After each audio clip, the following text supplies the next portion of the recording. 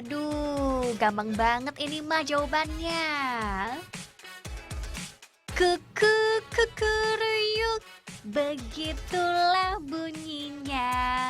Kakinya bertanduk, ayam jantan namanya. Udah dulu ya nyanyinya Bun Pan.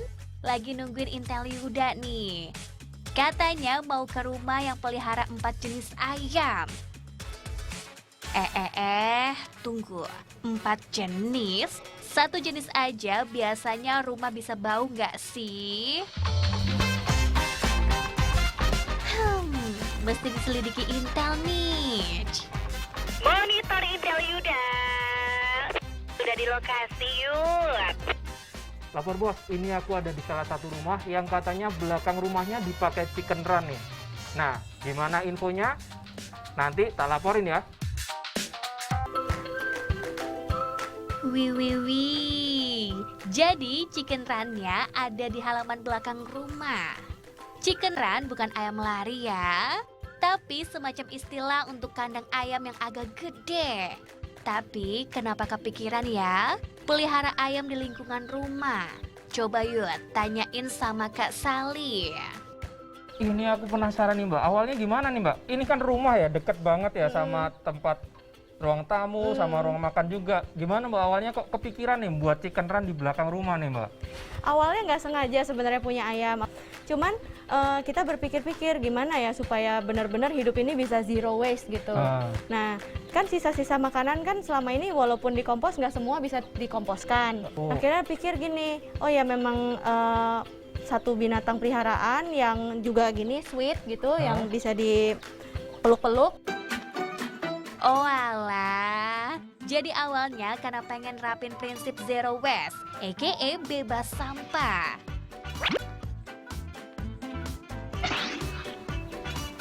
Itu loh, gerakan untuk tidak menghasilkan sampah. Caranya mengurangi kebutuhan, menggunakan kembali, mendaur ulang, bahkan membuat kompos sendiri. Nah, si ayam ini membantu proses pembuatan kompos.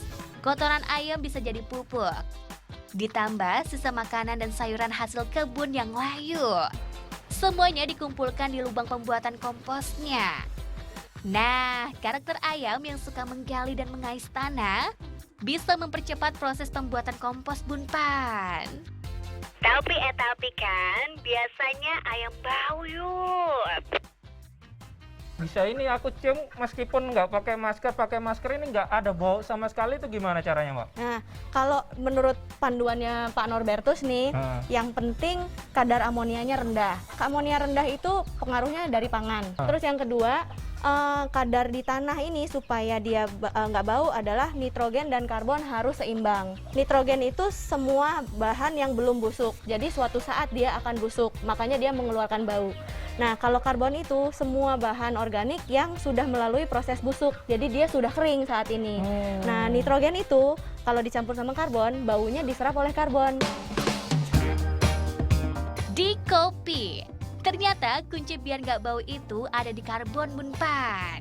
Nah, karbon itu contohnya serasa atau bagian tanaman yang udah mati, misalnya daun.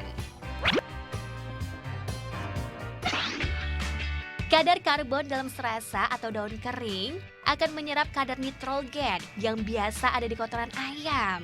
Jadi bebas bau deh. Oh iya, Kak Sali sendiri pelihara 4 jenis ayam. Ada cemani, serama, kate, dan ayam kampung. Nah, mereka semua bermanfaat untuk membantu proses composting. Selain itu pastinya punya manfaat lain. Misalnya produksi telur di rumah sendiri. Ini untuk semua ayam yang nggak mengeram dan nggak punya anak, nggak ngasuh anaknya, dia pasti bertelur 1 sehari. Jadi segini ini 1 sampai 2 hari. Setiap hari kita panen pagi.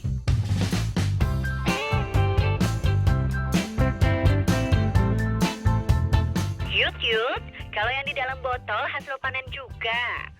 Bukan bos, ini ekoenzim buat disemprotin ke chicken run. Oh alah, cairan di botol tadi ternyata buat chicken run. Jadi ekoenzim itu adalah larutan bahan organik yang sudah difermentasi. Fungsinya banyak. Bisa sebagai penyubur tanah dan tanaman. Terus bisa jadi pengharum serta disinfektan alami. Bahannya sisa buah-buahan dan sayur yang belum busuk. Dipotong kecil-kecil, lalu dicampur dengan air dan molase atau tetes tebu. Gimana cara buatnya, Yud? Cara pembuatannya mudah saja, hanya perbandingannya 1 molase dibanding 3 bahan organik dibanding 10 air. Bahan organik itu dibuat dari kulit buah yang kita makan setiap hari, sayur-sayuran yang kita masak. Jadi kita tidak buang sampah. Jadi kalau tujuannya molase itu untuk makan makanan mikrobanya yang ada di sini nanti. Jadi enzimnya itu bisa keluar, kan ada mikrobanya tuh, makanannya dari gula itu, gula tebu atau molase dan sebagainya. Kalau udah disatuin dalam wadah, didiamkan dulu selama 3 bulan. Kalau warnanya udah kecoklatan, cairan ekoenzim siap digunakan. Gak hanya buat chicken run, ekoenzim juga bisa disemprotkan ke ulat Hongkong. Ulat Hongkong ini makanan ayam bunpan. Wih, kalau kayak gini pasti si ayam pada sehat-sehat nih. Pakan alami terjamin, treatmentnya juga canggih. Nah Bunda Panda, ini aku mau main lagi ya sama ayam-ayam di Chicken Run ini. Tetap di IPOP ya, karena masih banyak informasi populer lainnya.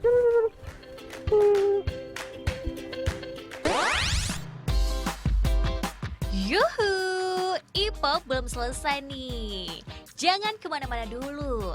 Gak lupa, IPOP juga mau ingetin. Demi mencegah penularan COVID-19, selalu pakai masker dan cepatlah vaksin. Masker terbukti menekan resiko penularan hingga 80%. Vaksinasi meminimalkan resiko kematian hingga 73%. Jadi, ayo pakai masker dan ayo cepat vaksin. Masker dan vaksin adalah dua sejoli, pasangan serasi masa pandemi. Menjaga kita tetap sehat dan bahagia.